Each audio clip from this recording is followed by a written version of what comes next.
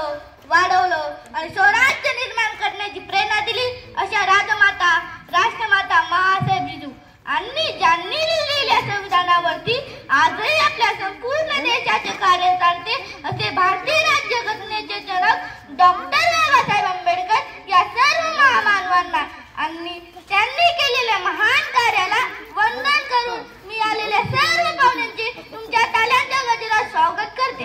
माझ्या चेहऱ्याचा रंग कोणता असावा हेही माझ्या हातात नव्हतं, मी कोणाच्या पोटी जन्म घ्यावा हेही माझ्या हातात नव्हतं। हाताच्या रेषावर नव्हे तर तलाटाच्या मागे असणाऱ्या किल्लार मनमतात तुमचं भविष्य जमावलेलं असतं हा संदेश द्यायला मी आले आहे। नमस्कार। आजच्या कार्यक्रमाचे अध्यक्ष प्रमुख पाहुणे आदरणीय गुरुजन वर्ग आणि माझ्या बालमित्रांनो, आज मी तुम्हाला माझा आवडता समाज सुधारक लोकमान्य टिळक यांच्याविषयी ही माहिती सांगणार आहे। Freedom is my birthright and I shall have it. Freedom is my birthright and I shall have it म्हणजे स्वराज्य हा माझा जन्मसिद्ध हक्क आहे आणि तो मी मिळवणारच। स्वराज्य हा माझा जन्मसिद्ध हक्क आहे आणि तो मी मिळवणारच अशी शिवगणना करणारे स्वातंत्र्य सैनिक म्हणजेच लोकमान्य टिळक। लोकमान्य टिळक यांचा जन्म 23 जुलै 1856 रोजी रत्नागिरी जिल्ह्यातील चिखली या गावी झाला। त्यांच्या वडिलांचे नाव गंगाधर तर त्यांच्या आईचे नाव पार्वतीबाई होते।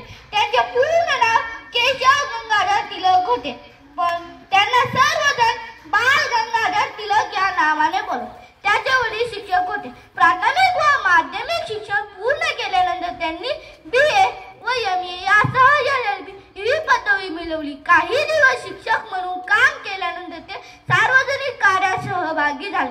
लाल पगडी डोक्यावर भरदार मिशा ओठावर, लाल पगडी डोक्यावर भरदार मिशा ओठावर, पायात बूट ऐतेदार कपाळी गंध छानदार, पायात बूट ऐतेदार कपाळी गंध छानदार असे त्यांची वेशभूषा होती।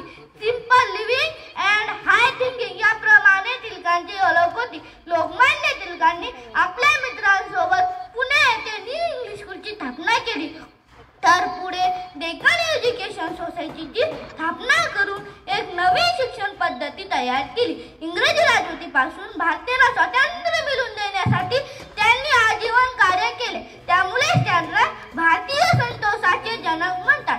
त्यांनी इंग्रजीच्या विरोधानं होम रूलिंग ही चळवळ सुरू केली। Tilak started to daily newspaper named Maratha and Keshari. He has written many books but of 100 pages. Gita essay written during his stay in Mandale jail. Tilak also started celebrating week-long Ganesh Utsav and Shivaji Maharaj Jayanti in Maharashtra. अन्याय ज्यांना अमान्य म्हणून ते लोकमान्य। टिळकांनी अजन्म न्यायविरुद्ध लढा दिला म्हणून लोकांनी लोकमान्य ही पदवी बहाल केली। लोकमान्य टिळक हे जहालमतवादी नेते होते। लाल बाल पाल या ठिकाणी मिळून इंग्रजांना हैराण केले। सरकारचे डोके ठिकाणावर आहे का? उजाले पण सूर्य कुठे असेल लेख त्यांनी आपल्या दैनिकातून सादर केले। इंग्रजांविरुद्ध लढ्याला बळ देण्यासाठी टिळकांनी भारतीयांना स्वदेशी, स्वराज्य, बहिष्कार आणि राष्ट्रीय या तत्वसूत्रीचा संदेश दिला।